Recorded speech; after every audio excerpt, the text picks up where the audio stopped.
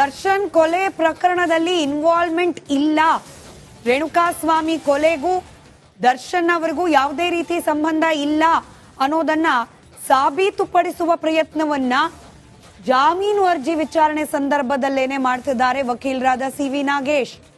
ನೋಡಿ, ದರ್ಶನ್ ಅಲ್ಲಿದ್ರು ಅಂತ ಹೇಳಿದ್ರು, ಆದ್ರೆ ಟವರ್ ಲೊಕೇಶನ್ ಅನ್ನ ಹೆಂಗೆಲ್ಲ ಫೇಕ್ ಮಾಡಬಹುದು ಅನ್ನೋದಕ್ಕೆ ನಾನು ಡೆಮಾನ್ಸ್ಟ್ರೇಷನ್ ಮಾಡಿ ತೋರಿಸ್ತೀನಿ ಅಂತ ಹೇಳಿ ಕೋರ್ಟ್ ನಲ್ಲೇ ಲೈವ್ ಡೆಮಾನ್ಸ್ಟ್ರೇಷನ್ ಕೊಟ್ಟವರು ಇದೇ ಸಿ.ವಿ. ನಾಗೇಶ್ ಅವರು.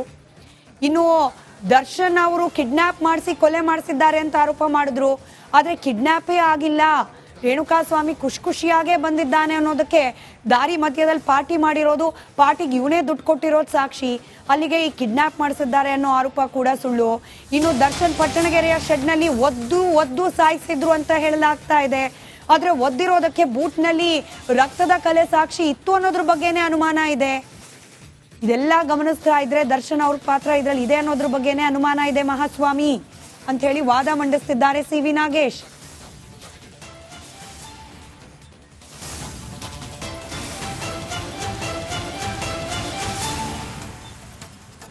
ಶೂ ಚಪ್ಪಲಿ ಬಗ್ಗೆ, PSI ವಿನಯ್ ಅವರ ಇನ್ವಾಲ್ವ್ಮೆಂಟ್ ಬಗ್ಗೆ, ಹಾಗೆ ರಕ್ತದ ಕಲೆ ಬಗ್ಗೆ, ಹೀಗೆ ಪ್ರತ್ಯೇಕವಾಗಿ ಮೈನ್ಯೂಟ್ ವಿಚಾರಗಳನ್ನ ಕೂಡ ಉಲ್ಲೇಖ ಮಾಡುವ ಮೂಲಕ ತಮ್ಮ ಕಕ್ಷಿದಾರರಾದ ದರ್ಶನ್ ಅವರಿಗೆ ಶತಾಯ ರೆಗ್ಯುಲರ್ ಬೇಲ್ ಕೊಡಿಸಲೇಬೇಕು ಅಂತ ಹೇಳಿ ಅಟಕ್ ಬಿದ್ದವರಂತೆ ವಾದ ಮಂಡನೆ ಮಾಡ್ತಿದ್ದಾರೆ ಸಿ.ವಿ. ನಾಗೇಶ್. ಅದರ ಪಿನ್ ಟು ಪಿನ್ ಡೀಟೇಲ್ಸ್ ಅನ್ನ ರಿಪಬ್ಲಿಕ್ ಕನ್ನಡದ ಮೂಲಕ ನೀವು ಗಮನಿಸ್ತಾ ಇದ್ದೀರಿ.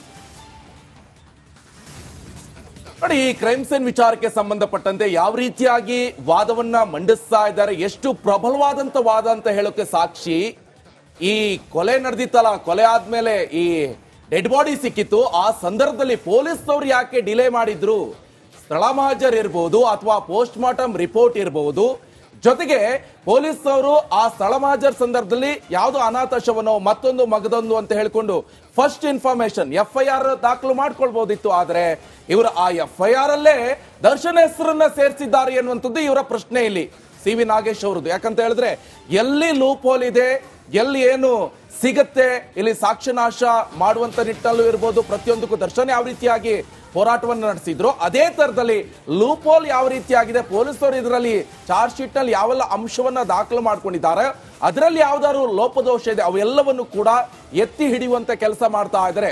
ನೋಡಿ, ಈಗಾಗಲೇ ನಾವು ಹೇಳ್ತಾ ಇದ್ವಿ, ಈಗಾಗಲೇ ಗೂಗಲ್ ಮ್ಯಾಪ್ ಇಂದ ಹಿಡಬಹುದು ಅಥವಾ ಲೊಕೇಶನ್ ಇರ್ಬೋದು, ಟವರ್ ಡಂಪ್ ವಿಚಾರ ಇರ್ಬೋದು, ಅಥವಾ ಪಟ್ಟಣಗೆರೆ ಶೆಡ್ ನಲ್ಲಿ ಇರಲಿಲ್ಲ, ದರ್ಶನ್ ಅವತ್ತು ಮನೆಯಲ್ಲಿ ಇದ್ದಿದ್ರು, ಮೈಸೂರಿನಲ್ಲಿ ಶೂಟಿಂಗ್ ಅಲ್ಲಿ ಇದ್ದಿದ್ರು.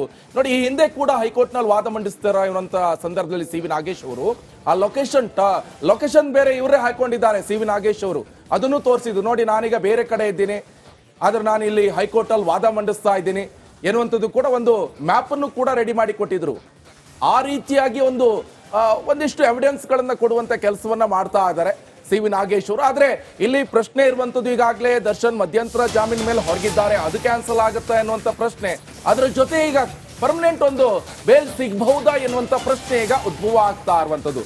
ಆದ್ರೆ 40 ಲಕ್ಷ ಹಣದ ಬಗ್ಗೆ ಉಲ್ಲೇಖವನ್ನ ಮಾಡ್ತಾ ಇದ್ರೆ ಸಿ.ವಿ. ನಾಗೇಶ್ ಅವರು ಮೈಸೂರಿನ ರಾಡಿಸನ್ ಬ್ಲೂನಲ್ಲಿ ಹಣವನ್ನ ಇಟ್ಟಿರುವುದಾಗಿ ಹೇಳಿಕೆಯನ್ನ ಕೊಟ್ಟಿದ್ದಾರೆ. ನೋಡಿ, ಈಗ ಮೈಸೂರಿನಲ್ಲಿ ಶೂಟಿಂಗ್ ಸಂದರ್ಭದಲ್ಲಿ ಅಲ್ಲಿಂದನೇ ದರ್ಶನ್ ಅವರನ್ನ ಅರೆಸ್ಟ್ ಮಾಡಿ ಕರ್ಕೊಂಡು ಬಂದಿರುವಂತದ್ದು ಪೊಲೀಸರು. ಆ ಸಂದರ್ಭದಲ್ಲಿ ಒಂದಿಷ್ಟು ಹಣಗಳನ್ನ ಅಲ್ಲಿ ಇಟ್ಟಿದ್ದಾರೆ, ಅದು ಕೂಡ 40 ಲಕ್ಷ ಹಣವನ್ನ ಅಲ್ಲಿ ಇಟ್ಟಿದ್ದಾರೆ. ಆಮೇಲೆ ದರ್ಶನ್ ಅವರ ಮ್ಯಾನೇಜರ್ ಅಂದ್ರೆ ನಾಗರಾಜು ಅವರಿಗೆ ಆ ಹಣವನ್ನ ಕೊಟ್ಟು, ಅದಾದ ಮೇಲೆ ಆ ಹಣವನ್ನ ಈ ಸಾಕ್ಷಿ ನಾಶಕ್ಕೋಸ್ಕರ ಬಳಸುವಂತ ನಿಟ್ಟಿನಲ್ಲಿ ಆ ಹಣವನ್ನ ಇಟ್ಕೊಂಡಿದ್ದಾರೆ. ಅದು ಕೂಡ ಈ ಮೈಸೂರಿನ ರಾಡಿಸನ್ ಬ್ಲೂ ಹೋಟೆಲ್ ನಲ್ಲಿ ಅನ್ನುವಂತ ಪ್ರಶ್ನೆ ಈಗ ಅದ್ರ ಬಗ್ಗೆನೂ ಎತ್ತಿದ್ದಾರೆ. ನೋಡಿ, ಇನ್ನೊಂದು ಅಪ್ಡೇಟ್ಸ್ ಲಭ್ಯವಾಗ್ತಾ ಇದೆ.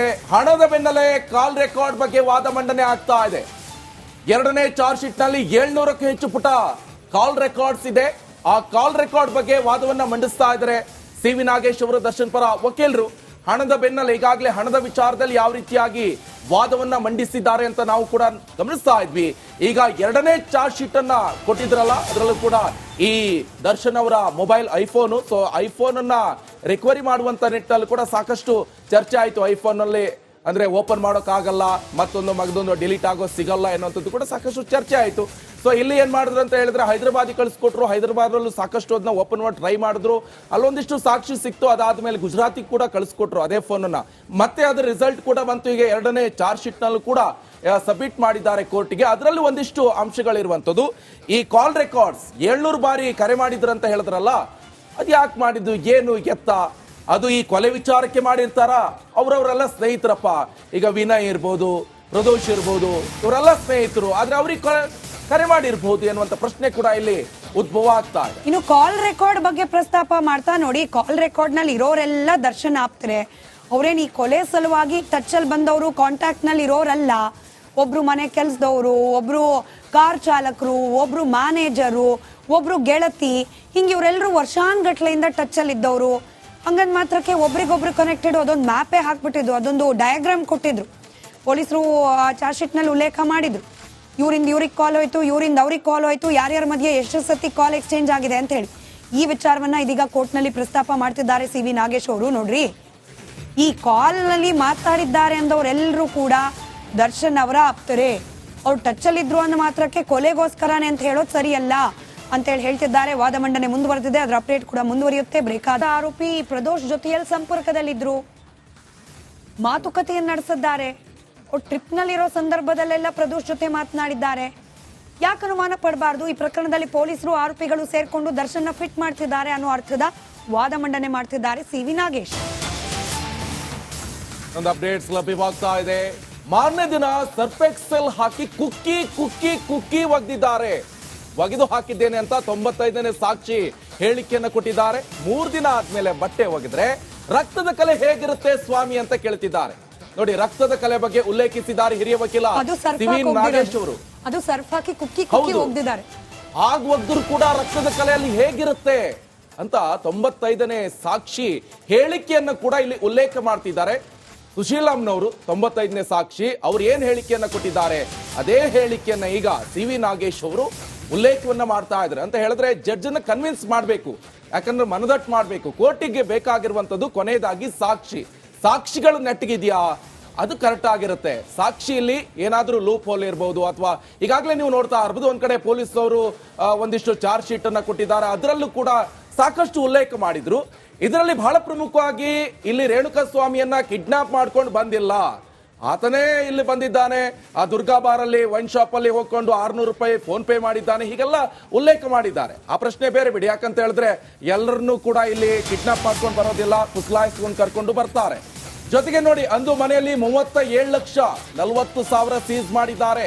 ಹಣವನ್ನ ಸೀಸ್ ಮಾಡಿ ಪಂಚನಾಮೆ ಮಾಡಿದ್ದಾರೆ. ಆ ಸಂದರ್ಭದಲ್ಲಿ ಸಿ ವಿ ನಾಗೇಶ್ ಅವರು ಹೇಳ್ತಾ ಇರುವಂತದ್ದು, ದರ್ಶನ್ ಮನೆಗೆ ದುಡ್ಡು ಬಂದಿದ್ದು ಮೇ ತಿಂಗಳಿನಲ್ಲಿ, ಆದ್ರೆ ಕ್ರೈಮ್ ನಡೆದಿದ್ದು ಜೂನ್ ತಿಂಗಳಿನಲ್ಲಿ ಅಂತ ವಾದವನ್ನ